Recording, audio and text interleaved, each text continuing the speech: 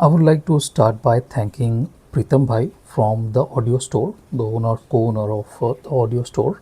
This is ThieAudio Origin, priced at 81,000 INR or around $850. This one houses 8 drivers in each shell, one Boneconduction driver, 2 EST, 1 DD and 4 BA drivers. So the configuration is very capable, and you guys can see the Boneconduction driver too. Yes, the shell is a bit on the larger size because of the Boneconduction driver. You need to have a good amount of contact with your inner ear for the Boneconduction driver to transmit the frequency or vibration.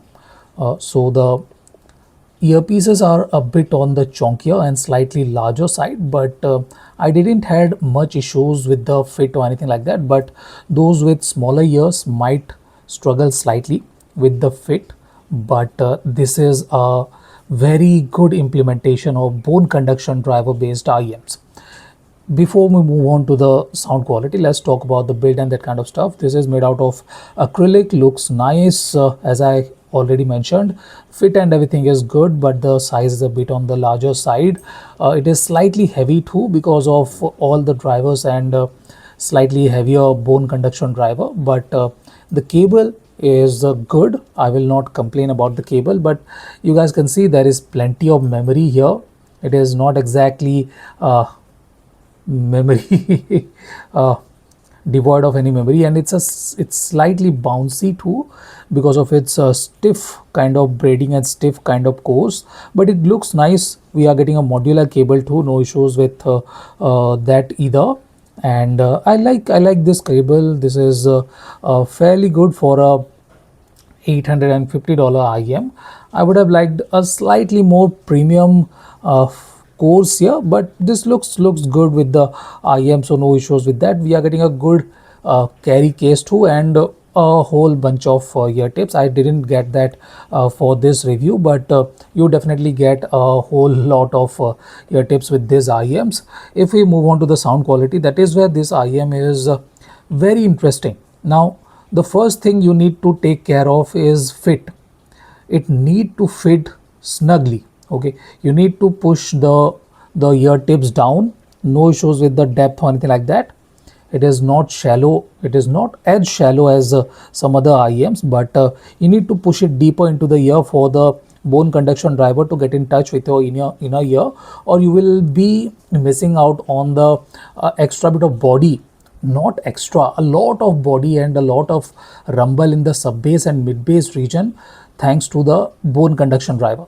Now, Boneconduction driver definitely helps with the lower end and slightly helps with the mid range too.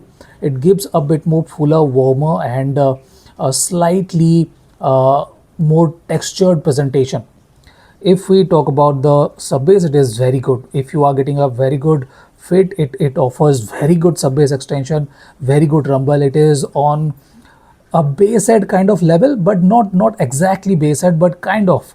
It goes up till the bass head level and offers very good amount of rumbles, and the layered delivery is fantastic.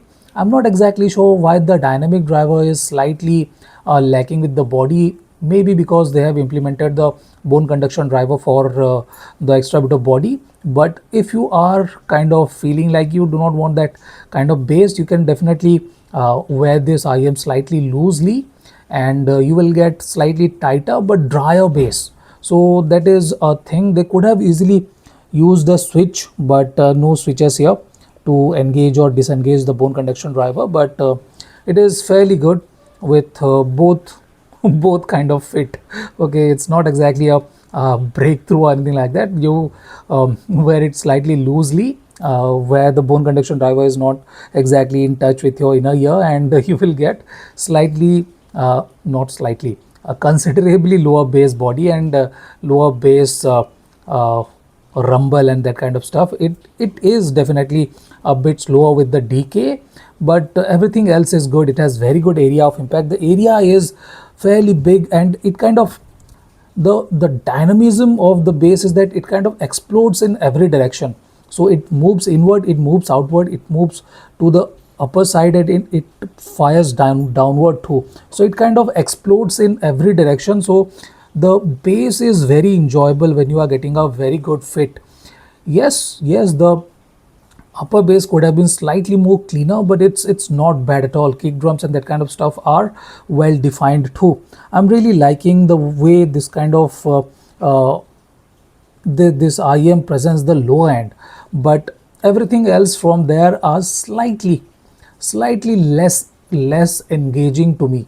But the clarity and that kind of stuff is very good. 4BA drivers for the mid-range are doing their work. Vocals are very good. There are no issues with tonality or timbre. I definitely would have liked slightly more warmish, slightly more fullish, slightly more textured presentation with this 4BA drivers, but just like ThieAudio other IEMs in this price range, it is offering better clarity and better accuracy. We are getting very good resolution and definition, no issues with transparency or anything like that.